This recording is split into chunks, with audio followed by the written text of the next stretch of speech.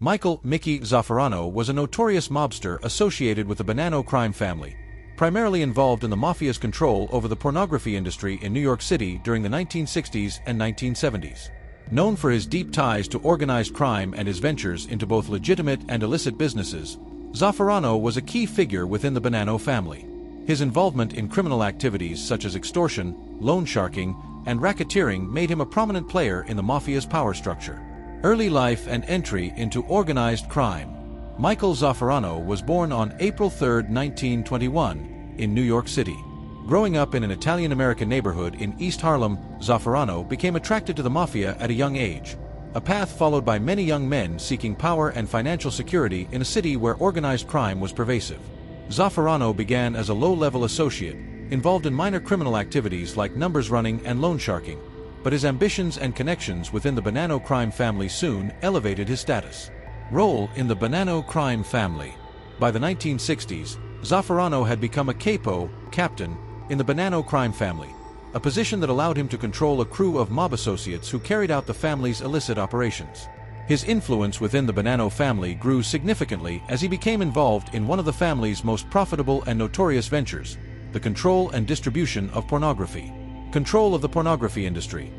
During the 1960s and 1970s, the pornography business in New York was highly lucrative, especially as adult films and magazines became more mainstream. Organized crime families, including the Bonannos, capitalized on this trend by muscling their way into the industry, controlling the production, distribution, and theaters showing adult films. Zaffarano played a key role in overseeing the Bonanno family's interests in this industry, managing a variety of adult theaters and video distribution centers in Manhattan's Times Square. Zaffarano used traditional mafia tactics, intimidation, violence, and extortion, to ensure that the family maintained a monopoly over the pornography business. He profited handsomely from the exploitation of this business, which became a significant revenue stream for the Bonanno family. The business also helped launder money from other illicit activities such as drug trafficking and loan sharking. Ties to Hollywood and the entertainment world. Zaffarano's involvement in the adult film industry brought him into contact with producers, directors, and actors. His connections extended beyond the underworld into the fringes of the entertainment business, and he became known for mingling with figures in both the adult entertainment and legitimate film industries. Zaffarano's operations were part of the broader mafia presence in Hollywood, where organized crime families also held sway over labor unions and extorted money from production companies.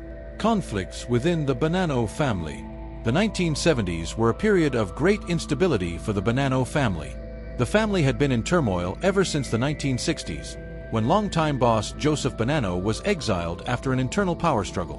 While Zaffarano was not at the forefront of this power struggle, he remained loyal to the ruling faction of the family, led by Philip "Rusty" Rustelli, and continued managing his crew and business interests. Zaffarano's ability to generate large sums of money made him a valuable asset to the family, and his loyalty to Rustelli likely helped him avoid being targeted during the frequent internal conflicts that plagued the Bonanno family during the 1970s and early 1980s. Death. Michael Zaffarano's life came to an abrupt and dramatic end on February 14, 1980.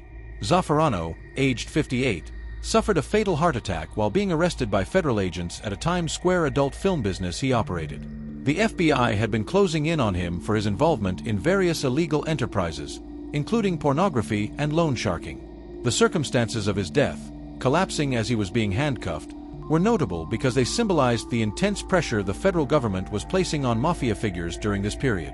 The 1980s would see a wave of prosecutions and arrests targeting organized crime families, driven by tools like the Racketeer-Influenced and Corrupt Organizations Act, RICO.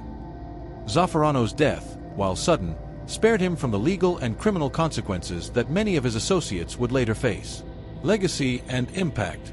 Michael Zaffarano's criminal career is emblematic of the mafia's infiltration of the pornography industry during the 1970s, a period when organized crime figures saw an opportunity to profit from society's changing attitudes toward adult entertainment. His role within the Bonanno family demonstrates how mafia families used traditional methods of violence, intimidation, and corruption to take over emerging businesses and profit from both legal and illegal ventures. Zaffarano's death marked the end of an era for organized crime's involvement in the adult entertainment industry, as the FBI and other law enforcement agencies began cracking down on mob influence in both legitimate and illicit businesses. After his death, Many of the theaters and businesses he controlled in Times Square would eventually be shut down or cleaned up as part of New York City's efforts to reduce crime and improve the area's reputation in the 1980s. Conclusion. Michael "Mickey" Zaffarano was a prominent figure in the Bonanno crime family and one of the most significant players in the mafia's control of New York's pornography industry.